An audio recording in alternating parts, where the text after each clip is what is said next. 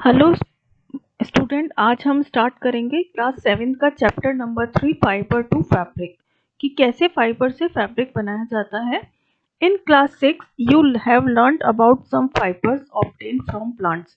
आपने सभी ने क्लास 6 में पढ़ा है कि कुछ जो फाइबर्स होते हैं वो प्लांट से मिलते हैं, जैसे कॉटन है, जूट है, ये सब किससे मिलते हैं? प्लांट से मिलते हैं। You also learn that wool and silk fibres are obtain from animals. ठीक है ना। एनिमल से मिलने वाले फाइबर्स कौन से है? वूल जो कि भेड़ से मिलती है। सिल्क किससे मिलता है? सिल्क वर्म से मिलता है। वूल is obtain from the fleece of ship और याक। वूल कहाँ से मिलती है बच्चों? ऊन होती है जिसके स्वेटर्स वगैरह बनाए जाते हैं, वो किससे मिलती है? हेयर होते हैं भेड़ के। और याक, याक क्या होता है? याक वो जो एरिया होते हैं माउंटेन हाई, जहाँ पे बर्फ ही बर्फ होती है, वहाँ पे जो एनिमल याक होता है वो उसके शरीर पे बहुत लंबे लंबे बाल होते हैं, जो कि उसे वहाँ ऐसे बर्फीले इलाके में सरवाइव करने के लिए गर्मी प्रोवाइड कराते हैं। ठीक है। अब ये कह रहा है कि जो इसके हेयर्स होते हैं शिप और याक के, इनको फ्रीज बोला जाता है। Silk fibres come from cocoon of silk moth. अब क्या है बेटा, सिल्क फाइबर जो होते हैं वो कहाँ से मिलता है? सिल्क के कोकून होता है सिल्क वर्म का, उससे मिलता है। Do you know which part of the sheeps body yields fibres? आप ये जानते हैं कि कौन से पार्ट से इसके वूल प्राप्त की जाती है?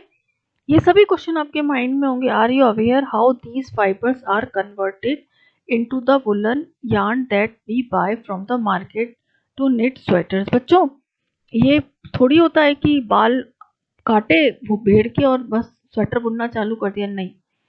ये सिर्फ एक स्टार्टिंग होता है कि उनके हेयर्स मिलते हैं, उसके बाद बड़ी बड़ी फैक्ट्रीज में जाके उसमें तरह तरह के प्रोसीजर से उसको कन्वर्ट करा जाता है वूल में, जिससे कि हमें स्वेटर मिलते हैं। Are you do you have any idea how silk fibres are made into silk which is woven into saris? Yes, यही क्वेश्चन है कि आप, अब जैसे हमें ये क्वेश्चन था कि ऊन से कैसे मिलती है, स्वेटर कैसे बनता है, उसी तरह से सिल्क से कैसे सिल्क फाइबर्स बनाया, सिर्फ सिल्क बनाया जाता है जिससे कि साड़ियाँ बुनी जाती हैं। इन सब के लिए बच्चों फैक्ट्रीज में डिफरेंट प्रोसीजर किए जाते हैं। उन सब को पढ़ने के लिए हम इस चैप्टर में कोशिश करेंगे। In this chapter we shall try to find answers of these question. ठीक है ना। अब है, हमने प्लांट फाइबर्स के बारे में क्लास 6 में पढ़ा है। कौन कौन से होते हैं? जूट है, कॉटन है जो कि प्लांट से मिलता है हमें। अब यहाँ पे हम एनिमल फाइबर्स की स्टडी कर रहे हैं। एनिमल फाइबर्स मतलब एनिमल से मिलने वाले फाइबर, जिसमें वूल और सिल्क शामिल है। यहाँ पे हम देख रहे हैं wool. Wool comes from sheep, goat, yak and some other animal. अभी तक तो बच्चों आपके दिमाग में सिर्फ ये था कि भेड़ से मिलती है ऊन, नहीं, इसके अलावा गोट से, बकरी से, याक और दूसरे एनिमल से भी मिलती है। These wool yielding animals bear hair on their body. Yes, कि इन जितने भी एनिमल्स है जिनसे कि हमें वूल मिल रही है, उनकी बॉडी के ऊपर क्या होता है बच्चों? हेयर्स होते हैं। Do you know why these animals have a thick coat of hair? हर चीज़ की बेटा, नेचर में जितनी भी चीज़ें हैं उनमें कई कई हमेशा कोई ना कोई रीज़न रहा है। जैसे कि ये जो एनिमल है, इनकी बॉडी पे इतने थिक कोट, मोटा कोट क्यों होता है हेयर्स का? तो बच्चों, ये जैसे याक है और जो पहाड़ी इलाकों में जहाँ बर्फ पड़ती है, उन इलाकों में जो एनिमल्स होते हैं उनकी बॉडी पे हेयर्स का एक बहुत थिक लेयर होती है। क्यों? जैसे कि हम सर्दी से बचने के लिए हम तो वुलन कपड़े पहन लेते, पर जानवर तो नहीं जानते ना। तो भगवान ने, नेचर ने उनको एक अडेप्टेशन प्रोवाइड करा है वहाँ उस एरिया में सरवाइव करने के लिए। तो उनकी बॉडी के ऊपर उन्होंने एक मोटी कोटिंग कर दी है हेयर्स की, जिससे कि उन्हें बर्फीली हवाओं से, ठंडी हवाओं से रक्षा उनकी हो सके। Hair trap a lot of air. ठीक है, जो इनके बॉडी पे जो हेयर होते हैं वो बहुत सारी हवा को ट्रैप कर लेते हैं। Air is a poor conductor of heat, as you would learn in chapter 4। Air क्या होता है बच्चों? पुअर कंडक्टर होता है हीट का। ठीक है ना। तो ये आप कहाँ पढ़ेंगे? चैप्टर 4 में। Hair keeps these animals warm, जिससे क्या होता है कि ये एनिमल वार्म रहते हैं और इन्हें ठंड नहीं लगती। वूल is derived from these hairy fibres. और वूल किन से मिलती है? इन्हीं हेयरी जो फाइबर्स होते हैं ना हेयर के, उन्हीं से ये वूल प्रोवाइड होती है। ठीक है। अब activity 3.1, feel the hair on your body and arms and those on your head. Do you find any difference, which one seems coarse and which one is soft. ठीक है, ये एक्टिविटी आपको करने के लिए कह रहा है कि आप हेयर्स पे हाथ लगाइए अपने बॉडी के और हेड के, आर्म्स के, कि कौन से हेयर सॉफ्ट है। कई ऐसा नहीं है कि सबके जो हेड के हेयर्स होते हैं वो सॉफ्ट ही होते हैं, कई लोगों के ड्राई भी होते हैं, कई लोगों के एकदम सिल्क के जैसे भी होते हैं, बाल एकदम सॉफ्ट सॉफ्ट से भी होते हैं।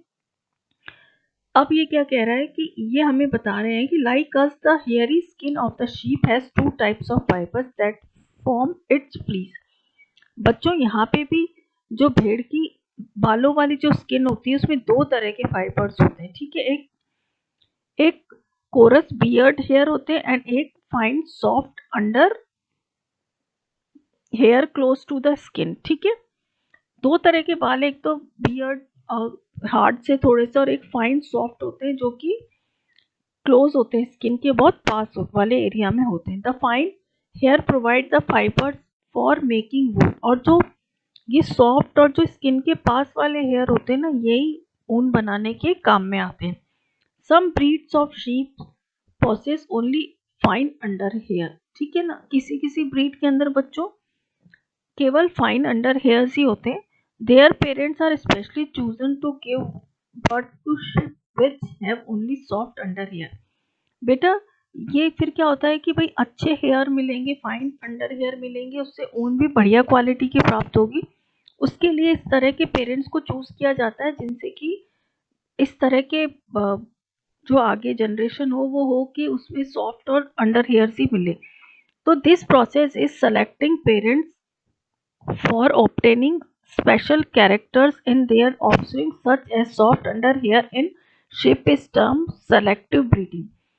बेटा ये है कि जब पेरेंट्स को सेलेक्ट किया जाता है कि जो ऑफस्प्रिंग है, जो संतान आएगी, उसके अंदर स्पेशल तरह के कैरेक्टर हों, तो जो पेरेंट्स सेलेक्ट हुए इस तरह की ब्रीडिंग जब कराई जाती है तो उस तरह को सेलेक्टिव ब्रीडिंग कहते हैं।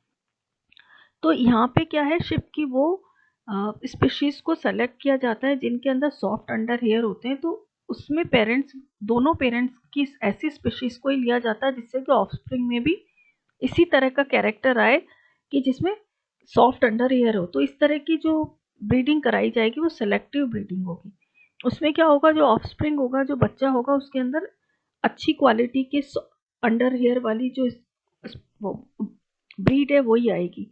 एनिमल्स दैट यील्ड वूल, है ना, ऐसे एनिमल जिनसे कि वूल मिलती है, उसमें क्या क्या है, several breeds of sheep are found in different parts of our country. हमारी कंट्री के कई एरिया के अंदर अलग अलग तरह की जो ब्रीडिंग्स होती है, अलग अलग तरह की जो ब्रीड्स होती है, सॉरी स्पीशीज होती है, वो पाई जाती है शिप्स की। However, the fleece of ship is not the only source of wool। बच्चों एक बात याद रखिए कि केवल और केवल भेड़ से ही हमको नहीं प्राप्त होती ऊन, उस अलावा कई दूसरे एनिमल्स होते हैं जिनसे भी हमें ऊन प्राप्त होती है। तो wool commonly available in the market is sheep wool. तो जो कॉमनली जो वूल मिलती है बेटा वो होती है शिप वूल। ये इतनी ज़्यादा एक्सपेंसिव नहीं होती जितनी कि दूसरी तरह की अंगोरा वूल और ये आती है जो कि खरगोश से मिलती है, बहुत एक्सपेंसिव होती है, वो हम आगे चल के पढ़ेंगे। Yak wool is common in Tibet and Ladakh because, क्योंकि ये वहीं पाए जाते हैं। याक हमेशा जो माउंटेनी एरिया है, बहुत हाईली, जहाँ पे हाई माउंटेन्स है वहाँ पे पाए जाते हैं। तो ये तिब्बत और लद्दाख में याक पाया जाएगा तो इसकी ऊन भी वहीं पे मिलेगी। Mohair is obtain from angora goats. ये जो होती है बेटा अंगोरा गोट से एक तरह की ये ऊन मिलती है जो कहाँ पाई जाती है, found in hilly region such as Jammu and Kashmir, जहाँ पहाड़ी इलाका है जम्मू एंड कश्मीर में। Wool is also obtain from goat hair. Wool कहाँ से, अब यहाँ देखिए क्या कह रहे हैं, बकरी के बालों से भी वूल मिलता है। The under fur of Kashmiri goat is soft. Kashmiri जो बकरी होती है उसका जो अंडर फर होता है उसके नीचे वो बहुत सॉफ्ट होता है। It is woven into fine shawls called pashmina shawls. बच्चों पश्मीना शॉल्स कश्मीर की शॉल्स होती है जो बहुत एक्सपेंसिव, बहुत महंगी होती है। The fur is on the body of camels is also used as wool. ठीक है ना, जो कैमल्स की बॉडी के ऊपर हेयर्स होते हैं उनका भी यूज किया जाता है ऊन बनाने के। Llama and alpaca found in South America also yield wool. ठीक है, ये दो स्पीशीज बताई हैं, ये साउथ अमेरिका में होती है जिनसे कि ऊन प्राप्त किया जाता है। अभी आपको एक और वो कह रहा है activity collect pictures of animal whose hair is use as wool. ये तो बिल्कुल सिंपल है, आप कैमल भी ले सकते हैं, गोट भी ले सकते हैं, डिफरेंट टाइप के शीप्स भी ले सकते हैं। इन सबके stick them in your scrapbook पे चिपकाना है आपको। If you are unable to get pictures try and draw them from the ones given in this book. Find out words for sheep, goat, camel and yak in your local language and also in other languages of our country. ठीक है, activity कह रहा है, ये देखिए pictures इन्होंने नीचे दिए ही हैं, आपको यदि मिल जाए तो पेस्ट कर लीजिए कॉपी में और डिफरेंट डिफरेंट पार्ट्स में इनको क्या बोलते हैं आप देखिए। नाउ अभी आपको इन्होंने इसी के साथ एक और एक्टिविटी दी है 3.3 procure outline maps of India and the world. पूरे वर्ल्ड में आपको देखना है कि कहाँ पे शिप्स और कहाँ पे वूल देने वाले एनिमल्स हैं। Find out the and the mark the places on the map where you find animals that provide wool. Map के अंदर आपको देखना है, आउटलाइन करना है इंडिया के और वर्ल्ड के अंदर की कौन कौन सी कंट्रीज के कौन कौन से पार्ट्स में ऊन जिन जानवरों से मिलती है वो पाए जाते हैं। Use different colours to denote the location for different wool yielding animals. ठीक है ना, ये आपको मैप वर्क दिया है इन्होंने। अब हम आगे चलते हैं, from fibre to wool, fibre से कैसे वूल बन रही है। For obtaining wool sheep are reared, their hair is cut and processed into wool. बच्चों पहली बात तो यहाँ पे हम किससे बात करें, शिप से कैसे प्राप्त की जाती है वूल। तो सबसे पहले तो उनके हेयर्स को मतलब कट करा जाता है, उसके बाद डिफरेंट प्रोसीजर में ले जाकर उससे ऊन प्राप्त की जाती है। सारे प्रोसीजर्स कहाँ होते हैं बच्चों, फैक्ट्रियों में होते हैं, उसके बारे में हम यहाँ पे स्टडी कर रहे हैं। Let us learn about this process. अब है rearing and breeding of sheep. If you travel to the hills in Jammu and Kashmir, Himachal Pradesh, Uttaranchal, Arunachal Pradesh and Sikkim और the plains of Haryana, Punjab, Rajasthan and Gujarat.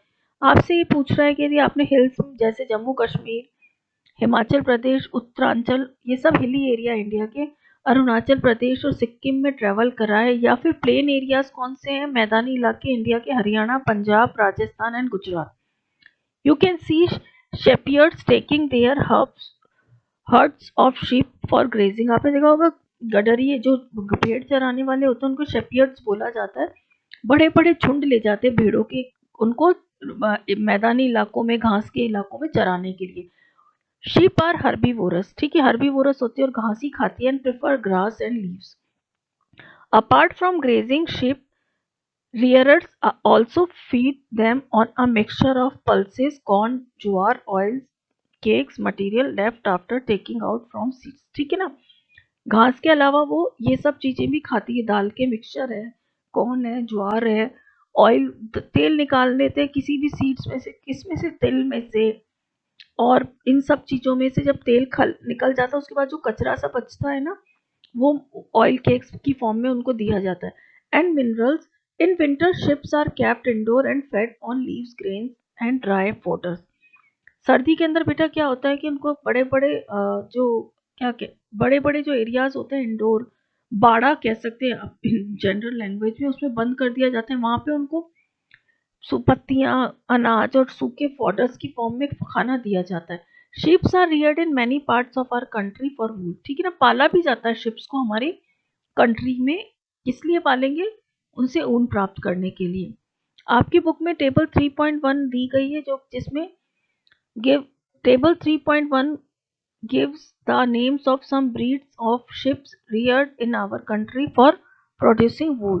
ठीक है ना, वूल बनाने के लिए कौन कौन से वूल मिलते हैं हमारी कंट्री में, किस किस स्पीशीज से, उनकी सब बताया गया है उस टेबल में। The quality and texture of the fibres obtain from them is also indicate in the table. ठीक है, कैसा टेक्सचर है वूल का, कैसी मतलब क्वालिटी है, वो सब वहाँ पे उस टेबल के जरिए आपको पता चल जाएगा।